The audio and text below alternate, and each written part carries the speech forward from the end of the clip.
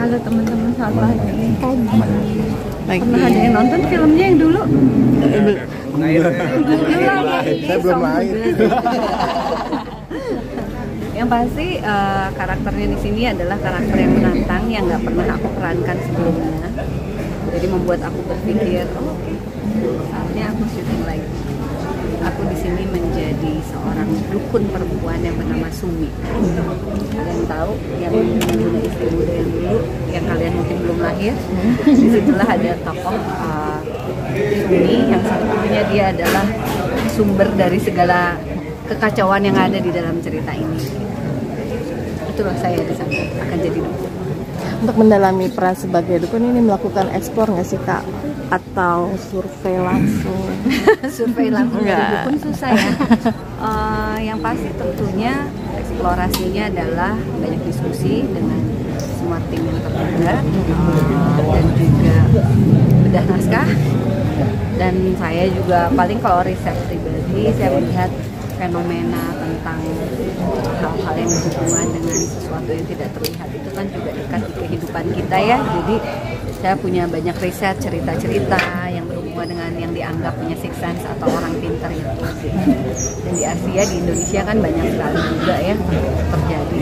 Jadi ya sambil banyak baca-baca juga. Tapi mungkin ada referensi dari pengalaman pribadi atau Pengalaman pribadi saya ketemu dukun seperti Sumi ini nggak pernah, karena serem sekali, canggih banget.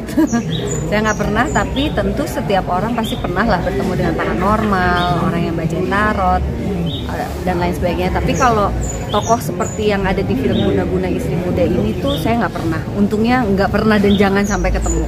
Karena biar gimana pun dia juga mempercayai oleh sesuatu hal yang buruk, negatif dan ilmu hitam.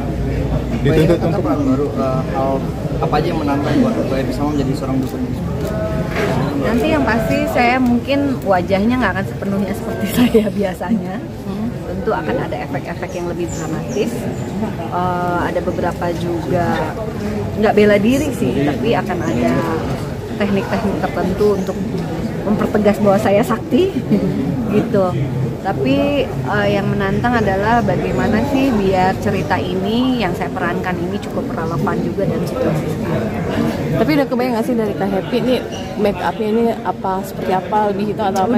Udah mungkin nanti biar jadi surprise. Tapi saya nggak pernah berpenampilan seperti itu. Sedek-dekan juga sih.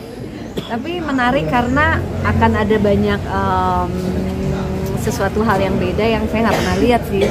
Ada dukun yang berperan seperti itu gitu. Udah menentukan cara bicara, gestur gitu. Ya. Apakah saya kurang seperti dukun? Enggak, ini enggak. Karena kalau kita lihat di berita-berita ya, kita kan sering ngelihat ya, dulu ada dukun yang melakukan tumbal, yang lain sebagainya, yang nggak taunya berkedok apa ya untuk kepentingan pribadi adalah kriminal. Biasanya mereka malah terlihat normal sih, terlihat kayak biasa. Malah yang kayak didukun-dukunin biasanya dukun palsu gitu. Saya pengen juga ada sesuatu hal yang sebetulnya tokoh itu tuh dekat di sekitar kita.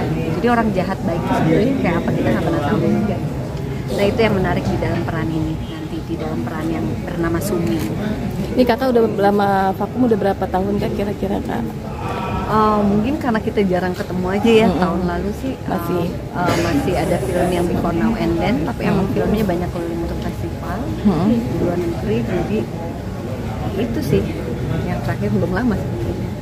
Di sini ketemu teman-teman lama juga nggak sih? Iya, nah itu yang bikin aku semangat banget. Aku terakhir satu frame dengan Teh Lulu Tobing. Oh my god, kalian belum lahir juga jangan-jangan ya? Tahun 99, tahun 2000. Jadi iya, tahun 23 tahun yang lalu saya pernah syuting bareng sama Lulu Tobing. Nah, ya kamu lahir 2022. Ya berarti pas kamu baru lahir ya. Sinetron itu ada. Sama Anjasmara terakhir juga 15 tahunan yang lalu, bahkan lebih, bahkan 18 tahun yang lalu.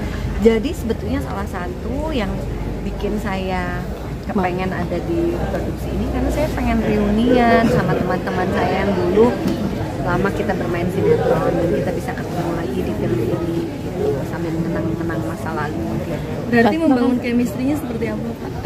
Sudah lama kan nggak? Sayangnya sama AA ya, sama Anjasmara saya nggak ada satu frame sama dia, tetapi dia saya ya nggak boleh cerita. Tapi saya melakukan sesuatu gitu. Nah terus sama Mbak Lulu juga, mereka yang nanti saya akan porak-porandakan hidup. Pasti heboh. Porak-poranda banget deh hidupnya mereka hidupnya porak-poranda sama saya.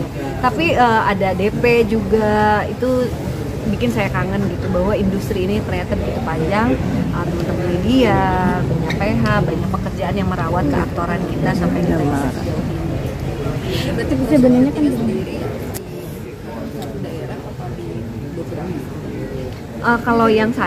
kalau yang saya di satu tempat, tapi tempat yang kalian tidak akan pernah membayangkan ada tempat seperti itu. Saya senang banget juga akan kerjasama dengan Mbak Spida, dia salah satu pimpinan artistiknya.